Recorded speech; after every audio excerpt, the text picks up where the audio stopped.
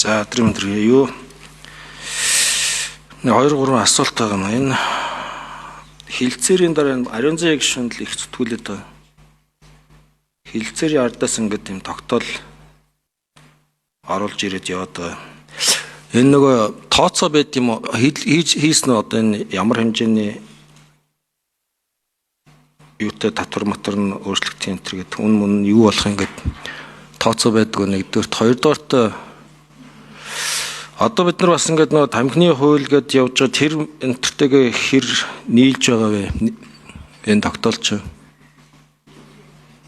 За гуравт нь бол яг ер нь бид нар энэ архи тамхины хэрэглээг одоо ингээд яг нэг хэсэг хууль гаргаад ялангуяа тамхиг бол хаан татах уу, ямар байршил зарах уу тэргээд тэр зохицуултуудын нэлээд сайн хийгээд үр дүнтэй болсон. Тэгээ одоо энэ сүүлийн үед энэ тамхи архины хэрэглээтэй их ноцолддог боллоо. Би бол энэний жоох эсрэг байгаа. Үнэтэй болох замаар баг татуулна гэдэг бол худлаа зүйл шүү дээ. Тэгээ энэ архи тамхины хэрэглээтэй одоо бид нар ч бас ингээд нэг үеиг бодвол архийг чинь жилд 2 градусаар юуг нь буулгаад тэргээд зөөлрүүлээд ингээд явж байгаа.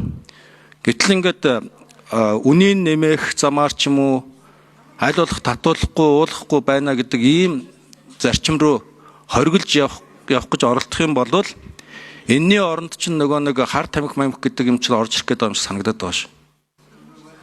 Дахиад өөр альтернатив янз бүрийн электрон тамхи мамх гэдэг чинь бүгдээрээ ингээд дахиад орж ирэх гэдэг. Тийм учраас энэ чиглэл рүү одоо их давталтгаа бол одоо бас багасгамаар санагдаад байгаа маа. Ариун зээг гишүүн бол өөрөө өөр зүйл яриад тах шиг нэ. Тэгээ энэ чиглэлээр ер нь энийг ер нь юу гэж бодож байгаа юм бэ гэд асууч. За ариун зээг гишүүн хариулъя. За Эрдэнэ бүрэн гишүүний бас яг хүндж байгаа асуудлууд бол зөв.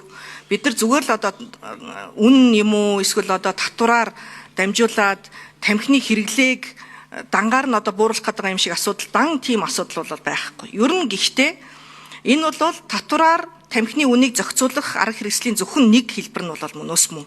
Энийг бол үгүйсэх боломжгүй. Дэлхийн эрүүл мэндийн байгуулагч тэр бусад улс орнуудч тэр татврын бодлогоороо тамхиг ер нь үнэтэй болгож байж тэгээд үүгээрээ дамжуулаад нэгдүгээрт одоо юу гэдгийг бага насны хүүхдүүд, өсвөр насны хүүхдүүд амархан одоо энэ тамхиг худалдаж авдаг байдлыг зогсоох. За нөгөө талаас нийгмийн эрүүл мэндийг одоо бас хамгаалах.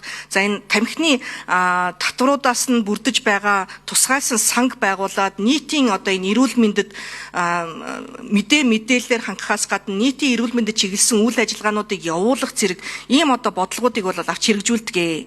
За Евразийн хэлэлцээрийг бид нар одоо ярилцаж байхад номин чимэг гишүүн нин ялангуяа тамхины хуулийг санаачилж явж байгаа гишүүний хувьд гайлын онцгой албан татварыг тамхин бүтээгдэхүүн дээр тэглэж байгааг бид нар ердөөсөө үл анзаарч орхигдуулсан байна. Энэ бол буруу гэдгийг бол хэлсэн.